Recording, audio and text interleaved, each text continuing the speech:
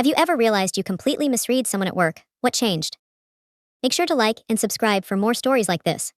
Spent 8 months convinced that Karen from accounts was trying to get me fired. 8 months of watching her whisper to Marcus, of noticing how she'd go quiet when I walked past, of cataloging every tiny slight like I was building a legal case. She'd stolen credit for my budget reconciliation idea in the March meeting, or at least, that's what I told myself. She'd forgotten to CC me on the Henderson email chain. She'd recommended Jamie for the Clifton project instead of me, and I'd sat in my car that Friday and genuinely cried. I had constructed an entire narrative. Karen was my villain. I was so certain.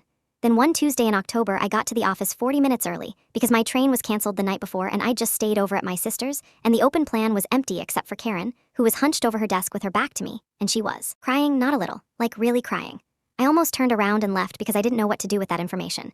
But then she turned and saw me, and she couldn't exactly pretend she wasn't, so we just looked at each other for a second and she said, "Sorry, ignore me," and I said, "Do you want a tea?" Because what else do you say? So I made tea, and she told me. Her daughter had been struggling, properly struggling, the kind you don't put on LinkedIn, for over a year.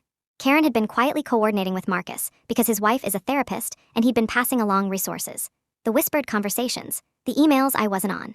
The reason she'd pushed for Jamie on the Clifton project was because she'd needed to leave early twice a week for school meetings, and she didn't want anyone to know why. She hadn't stolen my reconciliation idea. She genuinely arrived at the same solution, separately, and had been too distracted to even notice the timing looked bad. None of it was about me, not one single thing. I had built this whole architecture of resentment out of coincidences, and she hadn't even noticed I existed as a threat because she was just trying to hold everything together and still show up every day.